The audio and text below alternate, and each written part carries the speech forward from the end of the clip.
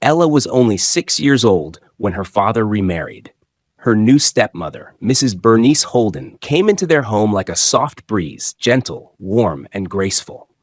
With her neatly tied scarves and soothing voice, Bernice had a way of making people feel safe. She brought along her daughter, Lucille, who was a year older than Ella and always wore ribbons in her hair. At first, life was beautiful. Bernice would brush Ella's hair every night, telling her bedtime stories with her arm wrapped around her shoulder. She would call her my sunshine, kiss her forehead, and say, "Your mother must have been a queen to give birth to a girl this precious." Ella believed it. She believed every word. She never saw herself as a burden or an outsider.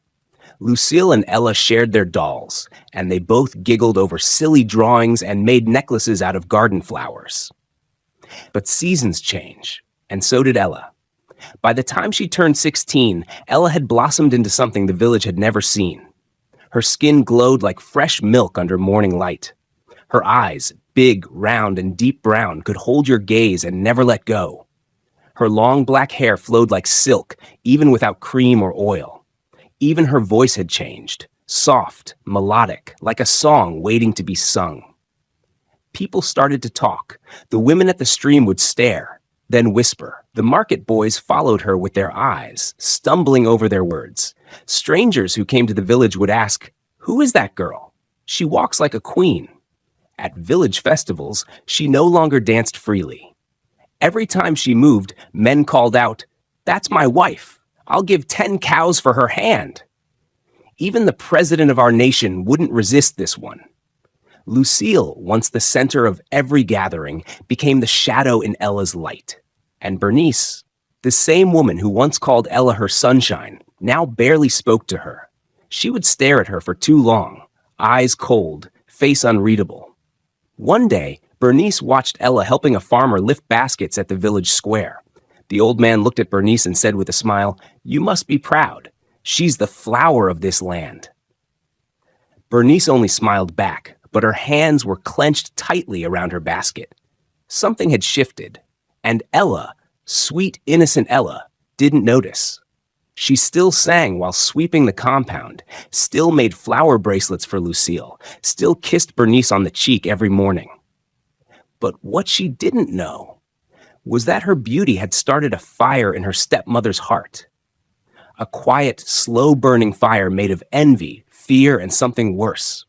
One fateful day, the evening was cool. All families are seated outside their houses, relaxing and chatting when they heard it. It started with a royal trumpet at dawn.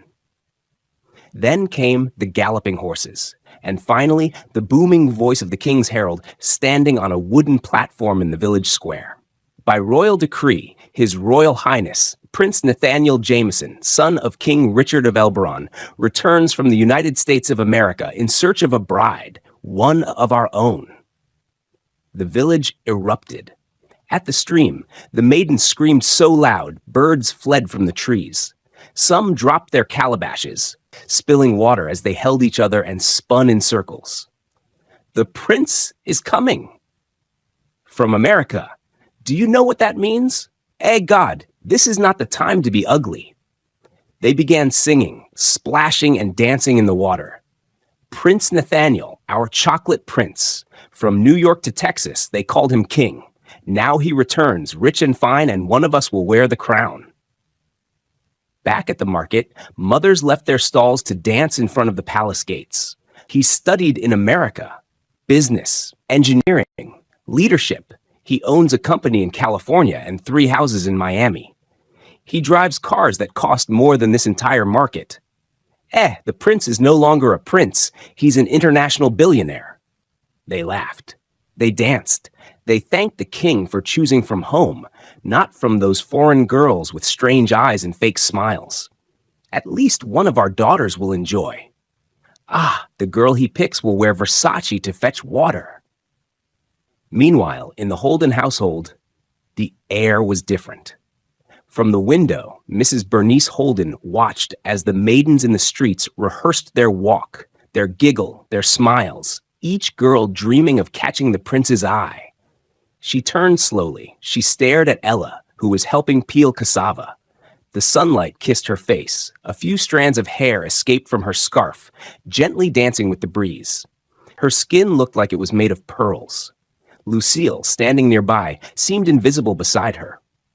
Bernice's jaw tightened. Ella had grown even more breathtaking. Now 20, she moved like water, calm but captivating.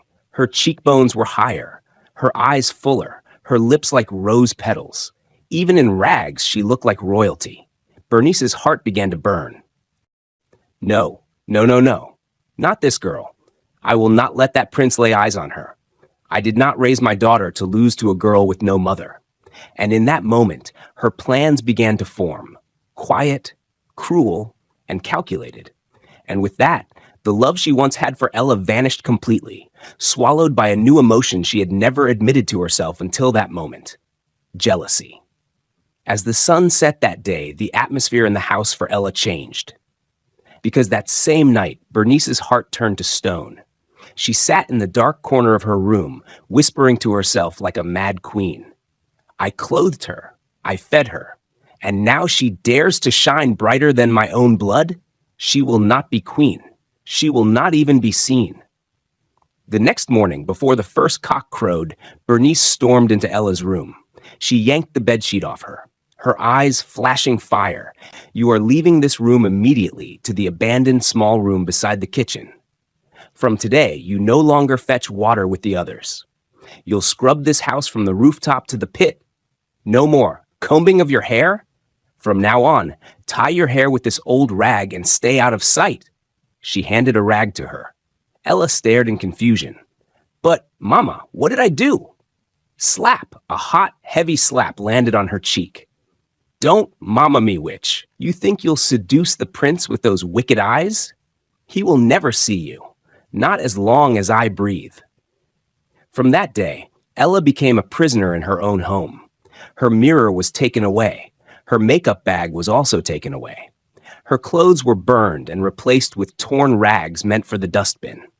Her food was scraps and leftovers, while Lucille ate hot porridge and grilled meat.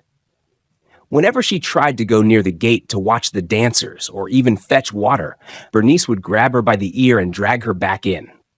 Worse still, Bernice had her locked in the storeroom during events and festivals. If the prince's eyes must see a girl, she hissed, let it be Lucille, not you, you useless orphan. Inside that dusty storeroom, Ella would cry silently into her arms. Rats ran across the floor. The air stank of kerosene and old yams. But even there, her spirit refused to break. She would whisper into the dark. My mother used to say, the stars shine brightest at night. One day, someone will see my light. But Bernice wasn't done yet. A few days before the prince's welcome ball, she took it a step further. She gave Ella a broken razor and ordered her to shave her head bald. Your hair is the devil's trap. Cut it off, or I will do it myself, with fire. Ella cried. She begged. But Bernice only laughed. I never raised you to become the queen, and since it's not part of the bargain from the beginning, I won't allow it to happen. As the grand royal welcome neared, and whispers spread that the prince would choose his bride before the village celebration, Bernice's panic deepened. Ella was still getting more beautiful. Even in rags and with her head shaved, her natural glow, grace, and calm spirit captured the quiet attention of elders and strangers alike. Something had to be done. So Bernice hatched a new plan.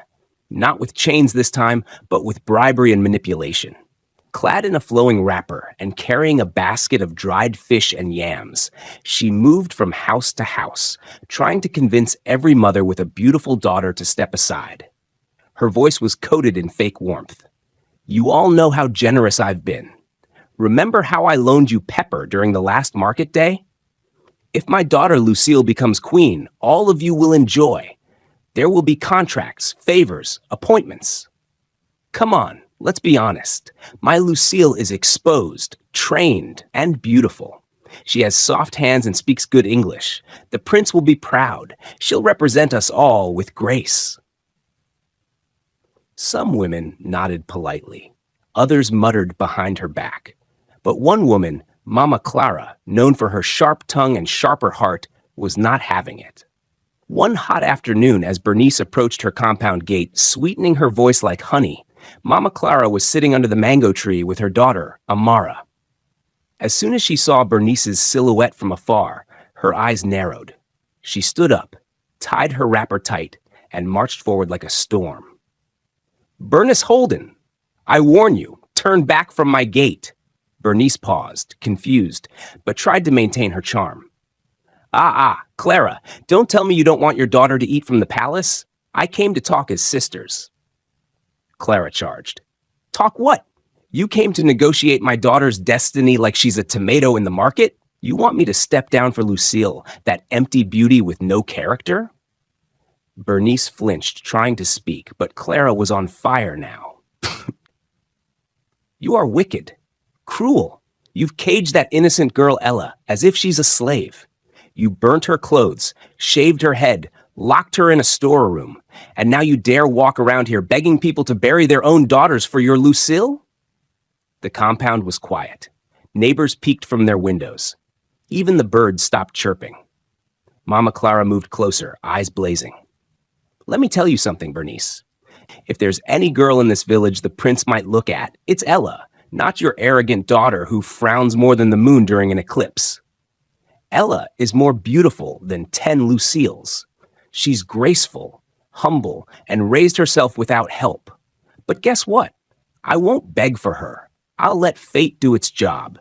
You should as well do the same by allowing fate to do its job, if you still have any shame left." Bernice stood frozen. Her lips trembled. She clutched her handbag like a defeated soldier.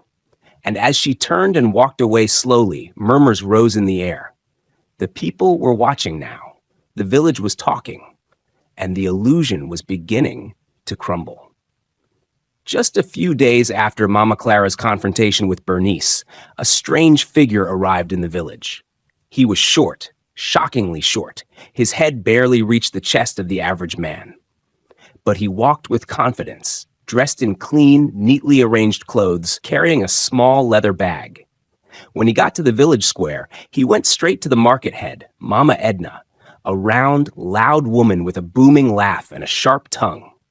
He bowed slightly and said, "Good day, Ma. I just moved into this village. Please, I need a small shop to rent. I'm willing to pay." Mama Edna squinted at him, then burst into loud laughter that echoed through the market. "Ha! So now that our prince is returning, strangers like you want to come and steal the spotlight? This one that you look like a joke from the gods? What do you even want to sell? Children's sandals?" People around started laughing too, but the dwarf didn't reply. He simply lowered his eyes and said, "I just want a place to work. That's all." Mama Edna rolled her eyes, but eventually pointed him to a small corner at the edge of the market. "Go and take that empty stall. It's beside the goat pen. It's been abandoned since last year. That's the best we can do for someone like you." Soon, the dwarf cleaned up the space and opened a tiny foodstuff shop. But as word of his arrival spread, so did mockery and cruelty. Maidens whispered and giggled when they saw him. Little boys mimicked his walk, making fun of how his legs bent. Mothers covered their daughters' eyes, calling him a walking curse. Some girls even joked, "If I ever speak to that man, may thunder strike me dead.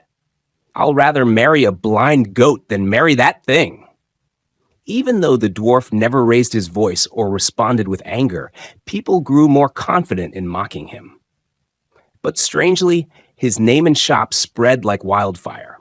Everyone knew the dwarf foodstuff store, even if they didn't visit him. He was the butt of every joke, the laughingstock of the village, the one no one respected. But in all, Ella was different. She didn't just greet the dwarf, she buys from him as well, the girl who bowed to the one they mocked. The sun was mild that morning.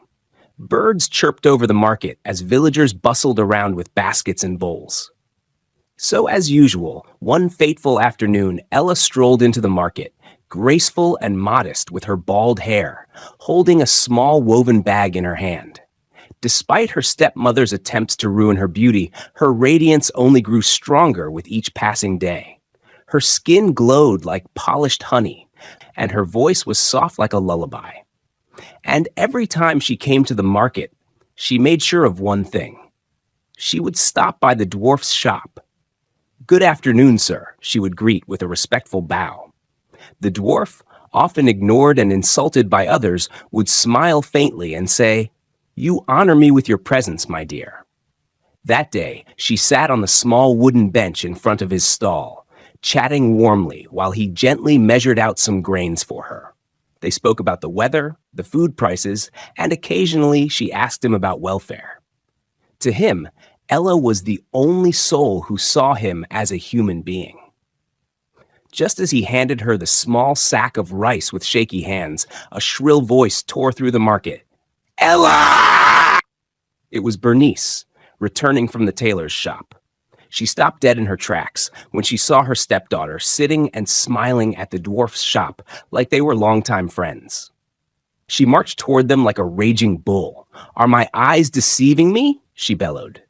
Ella stood up nervously, holding her bag of grains. "Yes, I buy from him sometimes." "You buy from this creature?" Bernice shouted, her eyes wide with disgust. "Do you want to invite curses into this house?" Without warning, she slapped Ella hard across the face, right in front of the dwarf. The sound echoed through the market, and nearby women gasped. "You're nothing but a dirty girl with no shame," Bernice yelled. "Talking to this thing as if he's a human being? He should be cleaning the gutters, not selling food." The dwarf quickly stepped forward, raising his hand gently. "Please, madam, she meant no harm." "Shut up!" Bernice screamed, glaring at him. "Don't speak to me, you short mistake of nature. I feel like vomiting whenever I see you. I blame whoever gave you a shop in this market." Ella's face burned with tears. The dwarf lowered his eyes. He didn't speak again. He simply picked up a broom and swept the grains that had spilled. But those watching could feel it. There was something deep behind his silence. A few onlookers whispered, "That girl is different. She greets everyone and always ensures they feel like queen and king." And in that quiet moment, as the dust settled and Ella walked away in shame, the dwarf stared after her with deep eyes that glistened with both sadness and purpose. He made a note of it. The one who showed him kindness in a world that mocked him. The next day, the village breeze was gentle, but Bernice's footsteps were heavy, her heart pounding. Not from shame, but from the weight of a selfish mission. She stood in front of the dwarf's modest stall, her eyes scanning the worn-out wooden boards, the sacks of grain, and finally, the small man sweeping quietly, humming to himself. He looked up, stunned. "You?" he whispered. "You came back?" Bernice bowed her head, folded her hands, and gave a crooked smile. I came to say I'm sorry," she said. "For the embarrassment, for the names I called you, the insult. It wasn't right." The dwarf dropped his broom. No one had ever apologized to him before, let alone someone like Bernice. "You apologize?" he asked cautiously. She stepped closer. "Yes, and not just that. I also came with a gift." The dwarf blinked. "A gift? For me?" He almost gasped. Since he arrived in the village, people had mocked him, scorned him, and vowed never to even greet him. A gift? It sounded unreal. "Yes," Bernice smiled wider, "a very special gift." She reached into her wrapper and pulled out a carefully wrapped parcel, dried meat and nuts. "Please accept this, and I want you to marry my daughter." The dwarf took a slow breath. "Your daughter?" "Yes," she nodded proudly. "Ella. She's very humble, very homely, and she's in love with you already." A dry chuckle escaped the dwarf's throat. "I do need a wife," he said softly. "But I thought I'd be the one to choose when the time comes." Bernice's eyes filled with sudden tears, crocodile tears. "Please," she begged, falling to her knees. "Do this for me. You're the only one she has ever loved. She cries about you day and night. She says you're kind, wise, and mysterious. Please, just say yes." The dwarf stepped back, confused. "I thought Ella was not your biological daughter." Bernice hesitated. A sharp glint danced in her eyes. "The major thing is, She's mine. I raised her, fed her, gave her shelter. She owes me her life. It doesn't matter what the world calls her. She's part of my family." The dwarf's brows furrowed. "So, are you asking me to marry Ella?" Bernice smiled like a fox. "Ella, of course. She's the one that comes to your shop. She's the one who made you known in this market. That's the one my heart wants for you." The dwarf gave a long look, his mind racing with thoughts, but his face remained unreadable. "If she agrees to marry me," he said, "then I will marry her. I must hear it from her lips, not yours." Bernice's smile returned, wide and triumphant. "Oh, don't worry. She has no choice. She owes me her life. Just prepare for the marriage. She's all yours." She turned and strutted away, believing she had sealed a glorious deal. But the dwarf stood there, quiet, hands behind his back, eyes following her retreating figure. Back home, Ella had just finished washing the last pot in the kitchen when Bernice's sharp voice pierced through the air. "Ella!" She turned, her hands still wet, her heart racing. Bernice stood in the doorway, arms folded, eyes narrowed like daggers. "Come here, now!" Ella walked toward her cautiously, wiping her hands on her wrapper. "Yes, ma?" "Shut up!" Bernice snapped before she could finish. "I've tolerated your pride for too long. That ends today." Ella looked confused. "What did I do?" Bernice threw a crumpled wrapper and an old head tie into her arms. "Start packing. You're leaving this house today." Ella's mouth dropped open. "Ooh, where am I going?" "To your husband's house," Bernice shouted. "You're getting married today." Ella staggered backward, the blood draining from her face. "What husband? Who am I marrying?" "Who else?" Bernice smirked, eyes glowing with cruelty. "That dwarf you've been smiling with in the market, the one who sells grains." Ella's hands trembled. "No, please, not him. I only respected him. I didn't mean anything more." "Enough," Bernice barked. "You've always acted like you're better than us. Let's see how you feel now. Married to the village curse." Please don't do this to me. I beg you." Ella dropped to her knees, tears rushing down her cheeks. "You raised me. I've never disobeyed you. Why would you give me away like this?" Bernice's palm landed hard across Ella's cheek. Slap! "You think you have a choice? After everything I've done for you? I gave you a roof, food, life. You owe me this marriage. Now get up and pack your things." Just then, Lucille walked in, dressed in royal colors. "Mom, make sure she marries him today," Lucille said coldly, not even sparing Ella a glance. "I don't want the prince to see that we have an irritation like her living under our roof." She turned to her mother, a smug look on her face. "Her face alone can ruin our chances." Bernice nodded in agreement. "Exactly my thoughts. Let's clear the road for your glory, my jewel." Ella couldn't believe what she was hearing. Her heart shattered into pieces. "But the prince hasn't even arrived yet. Why are you doing this to me? Please, just wait." "Shut up," Lucille snapped. "If you truly respected yourself, you'd have stayed invisible. But no, every man calls you their wife. Every mother wishes you were their daughter. Let's see who'll wish for a dwarf's wife now." Ella sobbed uncontrollably, her soul breaking under the weight of the betrayal. She looked at Bernice again, hoping for a flicker of mercy. But all she saw was satisfaction. "You're leaving this house before sunset," Bernice said, stone-hearted, "and may I never see your face again." As Bernice and Lucille continued their heartless torment of Ella, her cries barely muffled, a sudden knock echoed on the wooden door. Knock, knock. Everyone froze. Bernice quickly adjusted her wrapper and straightened her blouse. A wide grin stretched across her face as if she had just been crowned queen. "That must be my in-law," she announced cheerfully, ignoring Ella's terrified expression. She opened the door, and there stood the dwarf, his short frame wrapped in a clean but simple native attire. "Ah, welcome, my son-in-law!" Bernice exclaimed as she clapped her hands together excitedly. Come in, we were just talking about you." Ella remained frozen like a statue, her chest rising and falling quickly. Her palms were sweaty, her heart racing. Her body trembled uncontrollably. Before she could even blink, Bernice leaned in close and whispered in her ear, "Smile and behave. One word, one frown, and I swear on your dead mother's grave, I'll kill you." Ella stiffened, lips trembling as she forced a faint smile that didn't reach her eyes. The dwarf politely greeted Lucille and Bernice, and finally turned to Ella with a soft, respectful bow. "Good afternoon, Miss Ella." She lowered her head and nodded without a word, hiding her tears. "I came to discuss something important," the dwarf said, standing in the middle of the small parlor. "I may be new to this village, and I may not be from wealth or nobility, but I believe every woman deserves honor." Bernice rolled her eyes dramatically, but kept her smile on. "Go on, my in-law. I want to do it the right way. In 4 days," he paused, "I would like to hold our engagement ceremony." Ella gasped silently. "Engagement?" Bernice blinked. "Why?" The dwarf smiled kindly. "Because she deserves to be celebrated, and I want the village to know how lucky I am." Bernice's face twitched with confusion and annoyance. "But why draw attention? You both are poor.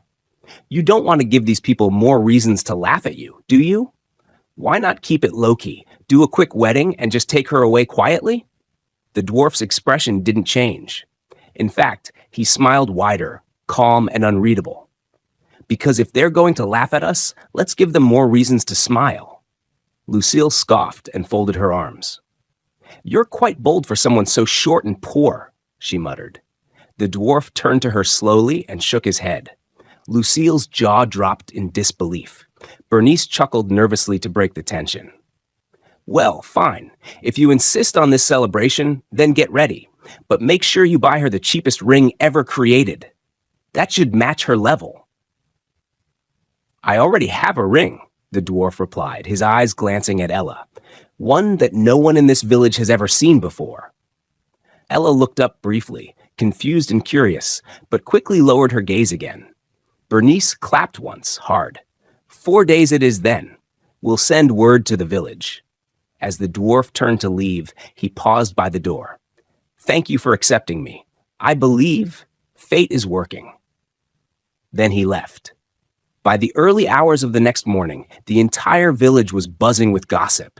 The sun had barely risen, yet whispers had already reached every hut, every compound, and every market stall. Maidens gathered at the village stream, drawing water and drawing laughter. "Did you hear? Ella is getting engaged to the dwarf." "Ah, which Ella? That fine stepdaughter of Bernice?" "Which other Ella?" "The very one, engaged to the same dwarf we all mocked yesterday." "God forbid bad thing.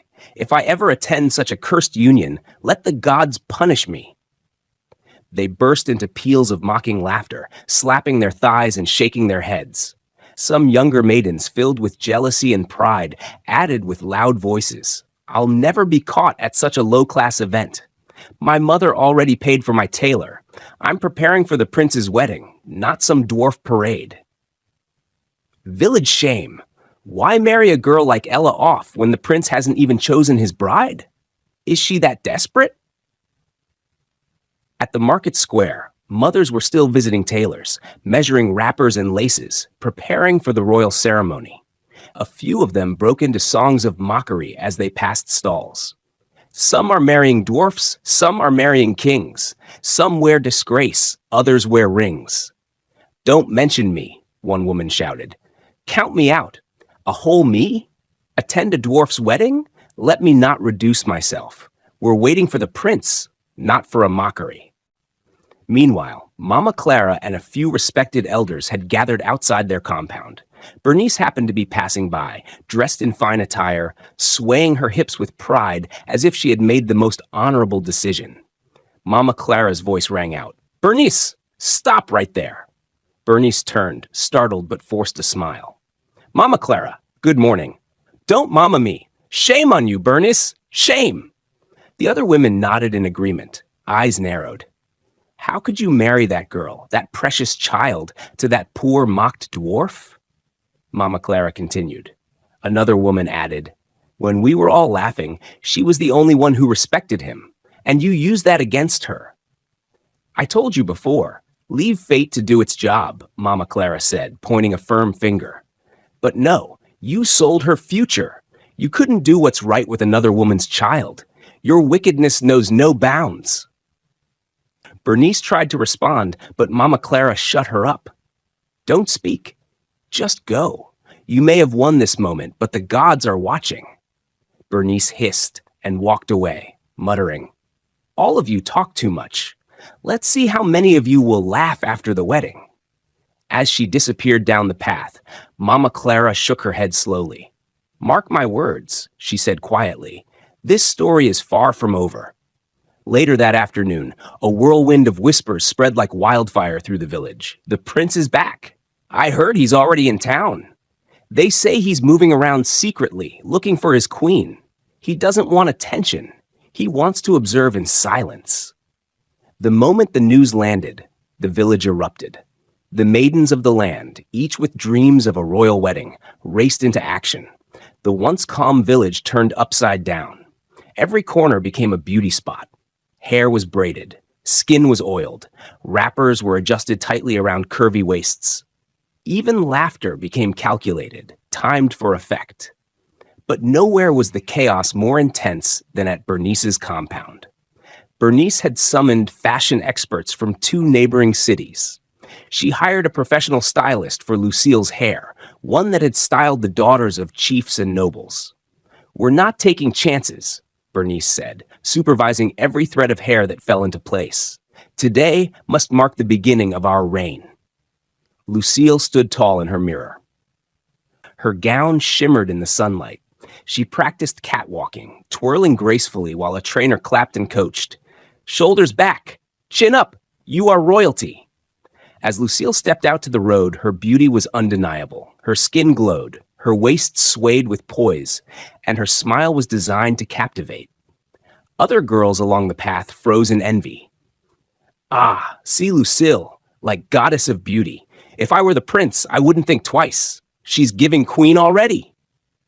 But behind all that glitter and celebration, inside the same house, in the backyard, bent over a wooden basin filled with foam and worn clothes, was Ella.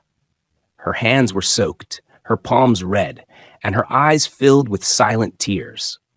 She looked at the 4 clothes left in her possession, each folded neatly beside her. Carefully, she scrubbed one of her old blouses, trying to erase the dirt and sadness from the fabric. Her heart was heavy. From inside the house, she could hear laughter, music, cheers, the sound of luxury, but not for her. Is this how my life will end? She thought. While others are dressing for royalty, I'm here washing rags. A single tear dropped onto the soap water. She sniffed, wiped it away, and continued scrubbing, her quiet suffering unnoticed, except by the wind and the heavens. Amidst the colorful rush and celebration in the town, where music blasted and perfumes filled the air as maidens competed for attention, a humble figure made his way once more to Bernice's compound, the dwarf. He came alone, dressed modestly, but clearly cleaned and pressed with effort. He clutched his cap nervously in his hands as he reached the gate. The maidens passing by hissed at the sight of him, but he ignored it and knocked politely. Bernice stepped out, fanning herself in pride, until she saw who it was. Ah, you again, she scoffed. The dwarf bowed slightly. Good day, Madame Bernice. I came to take Ella to my mother. She wants to help her prepare for our engagement ceremony tomorrow. She'll take care of her outfit and make her look like a bride. Bernice laughed heartily, folding her arms and shaking her head. I didn't expect you to beg for this. Are you not her husband already? Take her. Take the whole girl. She is yours, body and soul. She turned to the door and yelled harshly, Ella, your husband is here. Come out and follow him to his hut or wherever his old poor mother stays. Ella stepped out slowly, drying her hands on her wrapper. Her eyes were red from the dust of tears, and her lips trembled, unsure of what to say. Bernice sneered as she looked at her. Don't just stand there like a carved log. Pack your 4 good clothes into that old sack bag. Yes, that ragged one you used when you went hawking. Also, pick 6 torn ones. You'll need those for farming and cleaning pots in that your new family house. The dwarf's face showed discomfort. He stepped forward politely. Please, madam, don't worry about that. My mother will take care of everything for the engagement. She already... Ha! Bernice burst into laughter, cutting him off. Let's see how that goes. That poor old woman has never dressed a bride before. Let's hope your girl doesn't go looking like a roasted yam in front of our real queen. Just then, Lucille stormed into the room, flipping her hair, her gown sparkling in the sunlight. What is happening here? She snapped, then glared at the dwarf and Ella standing together. Why are they still here? Mr. Dwarf, why can't you just go away forever with this nuisance of a girl? She pointed dramatically at Ella. She's spoiling my mood. My prince is in town. This is my moment. Please carry this smell of poverty away from here so we can breathe in peace. Ella bowed her head, her eyes clouded, but she said nothing. The dwarf gently touched her arm. Let's go, Ella. Without another word, they quietly walked out of the compound, one step at a time, watched by ridicule, but strengthened by dignity. As they disappeared from sight, Bernice muttered, Let's see if they even show face tomorrow. But the dwarf had already whispered to Ella with calm confidence, You are safe now. My mother is waiting, and she already calls you daughter. That evening, Ella and the dwarf arrived at a modest but tidy compound nestled between flowering shrubs and mango trees. The air smelled of boiled yam and pepper soup. Ella adjusted her dress nervously and stepped in quietly. An elderly woman, smartly dressed in a wrapper and blouse, emerged from the inner room. Her eyes were tired, but her smile was warm, genuine.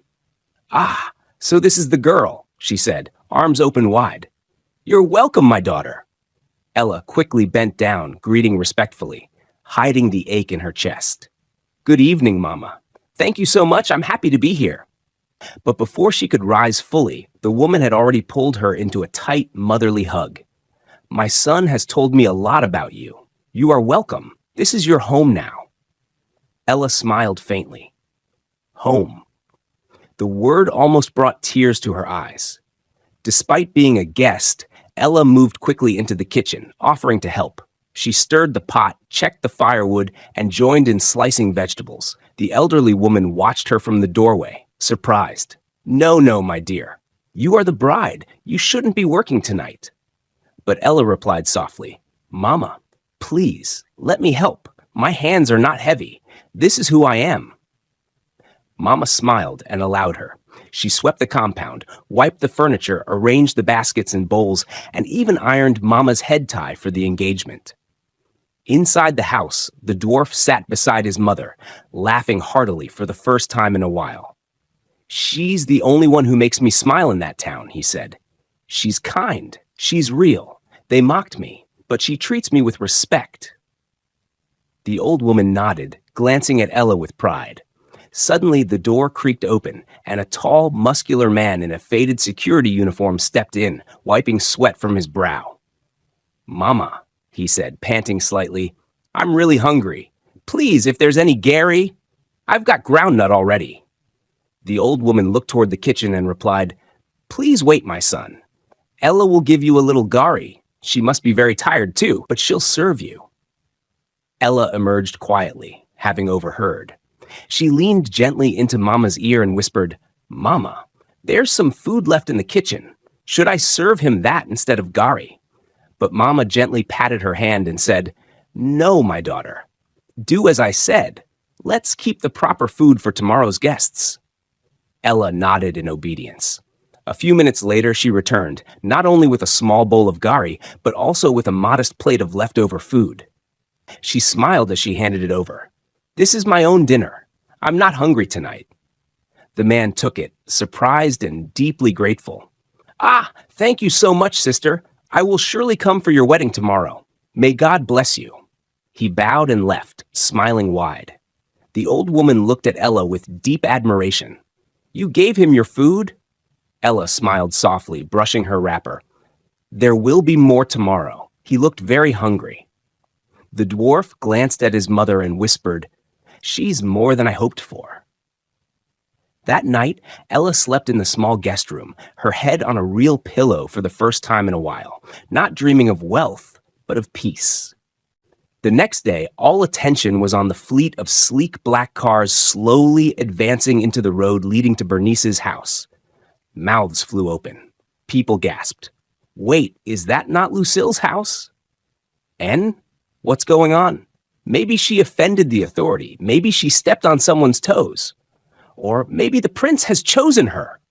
Murmurs rose like smoke in the air.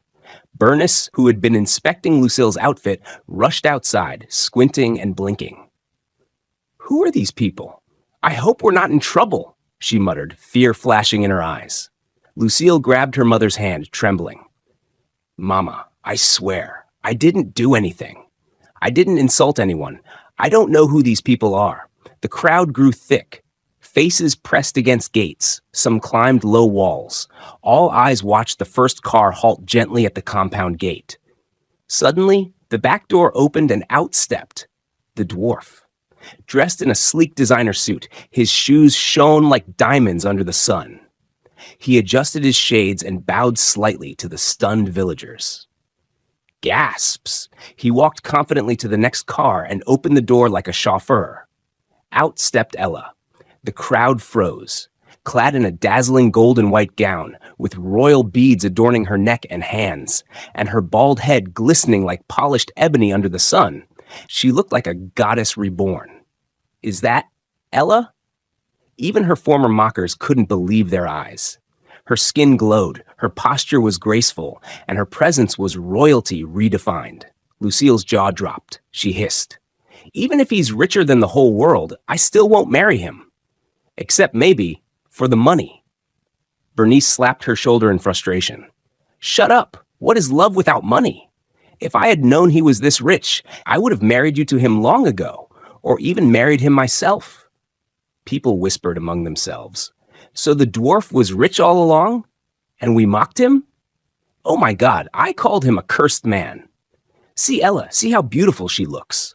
Some rejoiced, some looked on in jealousy, and many regretted their cruelty. Ella saw their stunned faces, but only offered a faint, calm smile. No malice, no revenge, just quiet dignity. As she and the dwarf approached the grand chairs arranged for them beneath a decorated canopy, the crowd gasped again. 6 camels, real majestic camels, marched into the village square, draped in royal cloths and golden bells. The ground vibrated slightly as the people stepped back. Camels? Someone screamed. Even royalty are coming to this wedding? Who exactly is this man? Suddenly, a booming voice echoed across the gathering from a tall man in a beaded red robe holding a royal staff. Behold, the crown prince of our land. The crowd erupted. Screams, cheers, stunned silence, confusion. What's happening here? Is he here for Ella? Is the dwarf connected to royalty? The royal trumpet blew. From the last camel, a tall, graceful man dressed in a white robe trimmed with gold descended. He removed his veil slowly, handsome, regal, proud. Everyone bowed except Ella, who only stepped back slowly in disbelief, her eyes locked with the prince's. And he smiled at her. The air stood still. Gasps echoed around as the crown prince stepped down from the royal camel, his gold-trimmed robe flowing like water in the wind. Lucille's eyes widened. Her lips trembled. Mama, oh, my prince is here.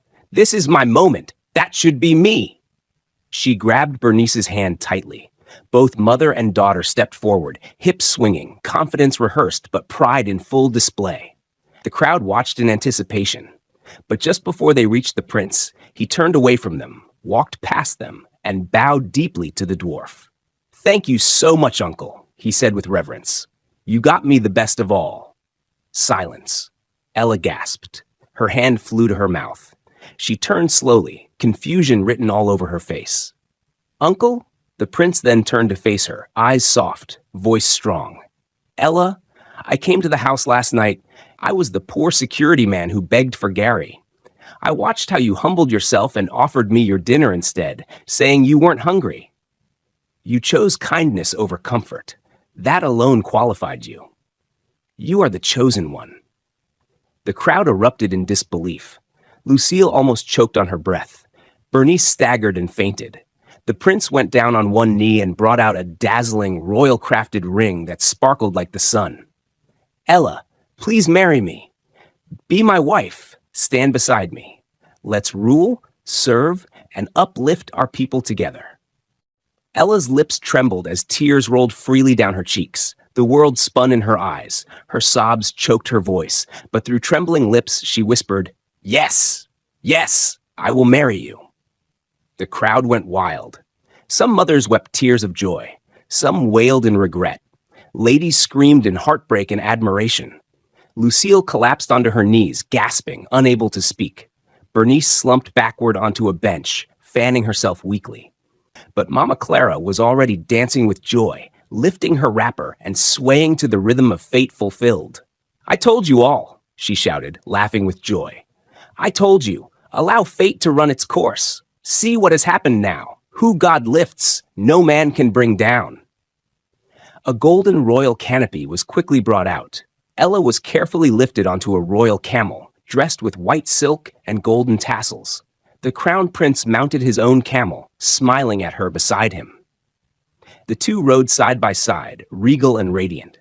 Behind them, the royal announcer walked with a staff in hand, his voice echoing over the cheering crowd. "Behold, the future king and queen of our land. Long live the prince. Long live our queen Ella." As the royal camels trotted slowly away, heading toward the palace in grandeur, the street was filled with a mixture of cheers, tears, and deep regret. The people stood still. But then, a wave of weeping burst through the crowd. Lucille was the first to fall on her knees, wailing uncontrollably. Her hands trembled as she reached toward the departing camels, but they were already far beyond her grasp. "She's gone," she cried. "She's really gone."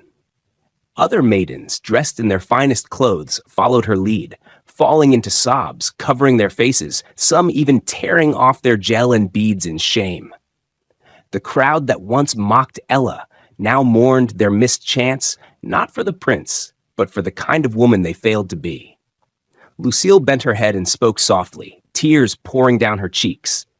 "Ella always told me something. She said her mother once told her, 'Light shines brightest in the dark.' I didn't understand it then. I mocked her. I laughed at her struggles." She paused and sobbed harder, clutching her chest. "But despite all the wickedness my mom did to her, all we did to keep her down, she still shined. She still rose higher than us all." Her voice broke completely. Some mothers lowered their heads in shame. Others hugged their daughters and wept silently, regretting their arrogance. Bernice just sat on the floor, staring blankly into space. Her voice was gone. Her pride shattered. Meanwhile, the sound of royal horns echoed from the distant hill as Ella and the crown prince disappeared into the horizon, with guards, dancers, and camels behind them. The villagers could only watch. Watch the once-called maid become a queen in full glory. And in the middle of it all, Lucille whispered one last thing, barely audible over her own sobs. "If I had one more chance, I'd be kind too. But it's too late now." Hello, besties. Wow, what a journey it has been for Ella. From being mocked and humiliated, to riding on a royal camel as the chosen queen of the land. Isn't that just beautiful? Let me leave you with 5 powerful moral lessons from this story. 1. Kindness always wins, even when no one is watching. 2. Never look down on anyone. You don't know their future. 3. Beauty without character is empty. 4. What's meant for you will find you. Just be patient and true. 5. Light shines the brightest in the darkest places, just like Ella. Besties, what part of the story touched your heart the most? Was it the prince's twist, Ella giving up her dinner, or how the proud maidens cried at the end? Tell me in the comments and say it in your language too. Let's connect. Don't forget to like, subscribe, and share this story with someone who needs to hear this today. Your support means the world to me. I love you all so much. Thank you for always watching. God bless you, besties. See you in the next episode.